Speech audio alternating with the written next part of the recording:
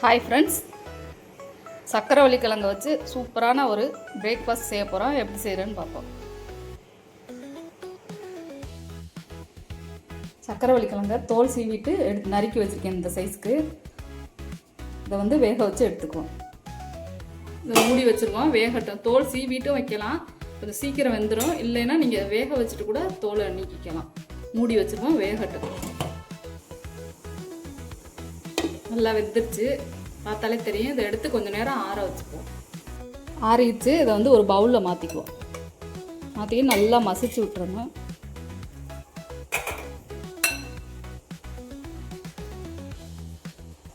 நல்லா கட்டி இல்லாமல் இந்த மாதிரி மசிச்சு விட்டுக்கணும். நல்லா வெந்துருச்சுன்னா நல்லா மசிஞ்சிரும். இது கூட அரை கப் அளவுக்கு ரவை சேர்த்துக்கிறேன். ஒரு சின்ன கப்பில் 1/4 கப்பை விட கொஞ்சம் கூட சர்க்கரை சேர்த்துக்கிறேன். நீங்கள் நாட்டு சர்க்கரை கூட சேர்த்துக்கலாம். உங்களுக்கு ஸ்வீட்டு தேவையான அளவு சேர்த்துக்கோங்க, கூடவோ குறையவோ. 1/4 கப் அளவு தேங்காய் துருவி சேர்த்துருக்கேன். அரை கப் அளவுக்கு பால் சேர்த்துக்கிறேன். உப்பு ஒரு பிஞ்ச் அளவுக்கு சேர்த்துக்கிறேன். ஏலக்காய் பொடி கொஞ்சமாக சேர்த்துக்கிறேன். அது வந்து ஃபஸ்ட் நல்லா கலந்து விட்டுக்கணும். எல்லாரும் மிக்ஸ் ஆகுற மாதிரி நல்லா கலந்து விட்டுக்கணும். இந்த மாதிரி கலந்து விட்டுக்கிட்டு இதில் தண்ணி வந்து கொஞ்சம் கொஞ்சமாக சேர்த்து இட்லி மாவு பதத்துக்கு கலக்கணும். ரொம்ப தண்ணி ஆகிடக்கூடாது.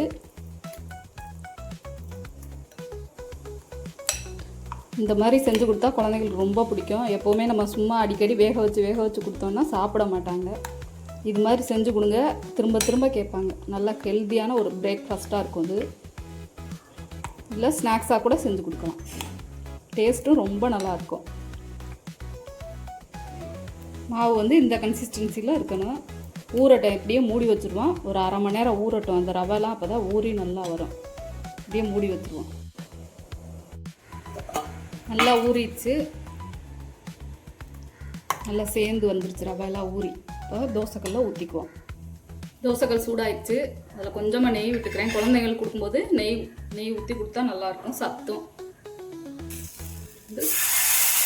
தோசைக்கல் சூடாகும். ஃபேனில் கூட நீங்கள் செஞ்சுக்கணும். இந்த மாதிரி லேசாக தோசை மாதிரி இப்படி இது பண்ணக்கூடாது. லேசாக ஊத்தாப்பா மாதிரி வச்சா போதும். வேகட்டும். அதுக்கப்புறம் இது மேலே கொஞ்சமாக பாதாம் பொடியாக நறுக்கி வச்சுருக்கேன், அதை சேர்த்துக்கிறேன். உங்கள்கிட்ட என்ன நட்ஸ் இருக்கோ அதை சேர்த்துக்குங்க, இல்லைன்னாலும் பரவாயில்ல. டேஸ்ட் ரொம்ப நல்லாயிருக்கும். அடுப்பு வந்து மீடியம் ஃப்ளேமில் லோ ஃப்ளேமில் வச்சுக்கணும். ஹை ஃப்ளேமில் வைக்கிறது கருகீரும்.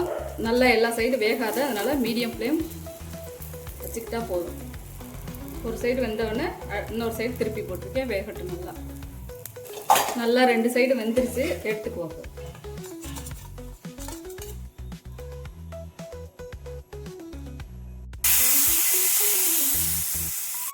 பேன் கேக் ரெடி ஆயிடுச்சு. சக்கரவள்ளி கிழங்குல ஹெல்த்தியாக இருக்கும், குழந்தைங்களுக்கு ரொம்ப பிடிக்கும். செஞ்சு கொடுங்க இதே மாதிரி. இந்த வீடியோ பிடிச்சா லைக் பண்ணுங்கள், ஷேர் பண்ணுங்கள், சப்ஸ்கிரைப் பண்ணுங்கள். பாய். அடுத்த வீடியோவில் பார்ப்போம்.